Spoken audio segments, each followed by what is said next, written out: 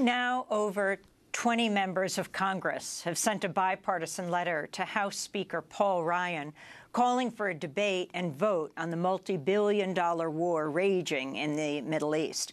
One of the co-signatories, Barbara Lee, wrote, quote, "Our nation has become increasingly more embroiled in yet another costly and endless war in the Middle East. The Constitution is clear. Congress has a responsibility to debate and vote on matters of war and peace. The American people deserve better than a Congress that abdicates the sacred responsibility." In a moment, we'll be joined by Representative Barbara Lee, Democrat of California. She's the chair of the Congressional Progressive Caucus Peace and Security Task Force and the former chair of the Congressional Black Caucus. I believe she's just run down the hall, put on her microphone. Congressmember Barbara Lee, welcome to Democracy Now! Good morning, Amy. Glad to be with you. Great to have you with us. So it was a year ago today that President Obama asked for a debate on war. What has happened since? Certainly the war has expanded. Where is the permission? Yeah. Well, and we were very pleased that the president asked for an authorization because many of us, several years before that, even fought to try to get a new authorization, understanding and seeing what was taking place as it relates to Syria, Libya, and the entire new front on this war. And it's very important to recognize that we haven't had an authorization since the 2001 authorization, which I voted against. Then I said it was a blank check, and it was.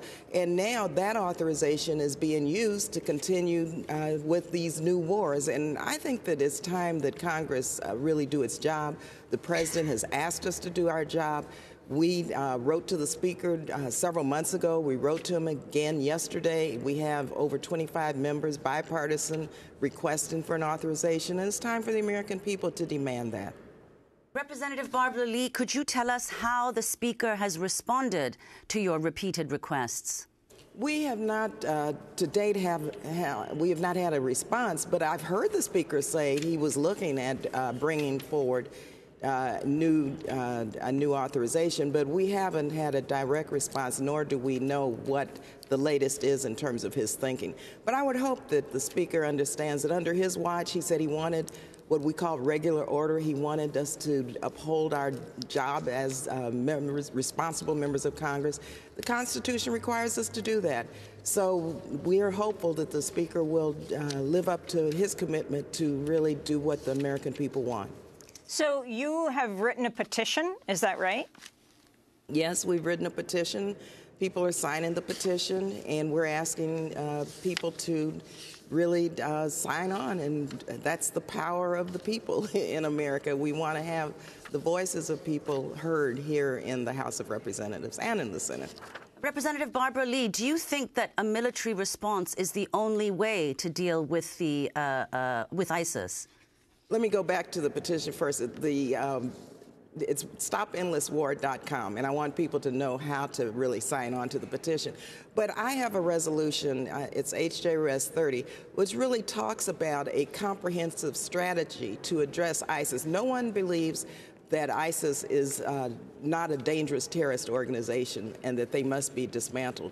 But the military first option is not always the best option to really create the reduction of tension and to mitigate against more terrorist attacks and more terror in the region. We do not need boots on the ground. We do not need to have ground troops in the region to conduct, to be part of a civil war that's taking place. And so we have to look at a comprehensive strategy, a political solution, an economic and diplomatic solution that would begin to reduce tensions and bring some semblance of global peace and security. Right now, military first, for me and for many of us, that is not the way we dismantle and disable ISIS so that we can have peace in the region and throughout the world. Let me ask you something about a news headline we just read. Secretary of State John Kerry just condemned the Assad government and the Russian military's use of cluster bombs in Syria. Right now, since 2011, 11% of the Syrian population has been killed or maimed.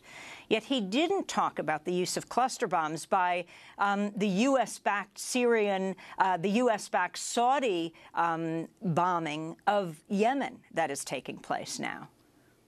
That, once again, Amy, what I'm saying is these wars that are taking place, they're dangerous. They're creating more death and destruction, and they're creating more of a refugee crisis than the world really knew could even happen as a result of the bombing and the civil wars. And so it's important, I believe, that we look at this and Congress debate it, and that the diplomatic initiative be increased and doubled.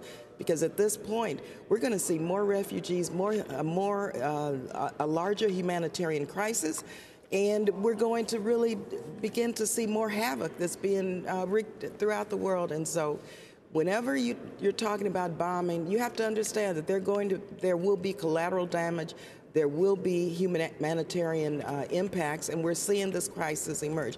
That is why we need to have a debate in Congress and look at alternatives, and that doesn't preclude military action now. No one is saying that's off the table. We're just saying that there has got to be a way, whether it's Yemen, whether it's Syria, whether it's Libya, wherever it is, there's got to be a comprehensive approach to begin to dismantle, disable ISIS, and to create some path to peace and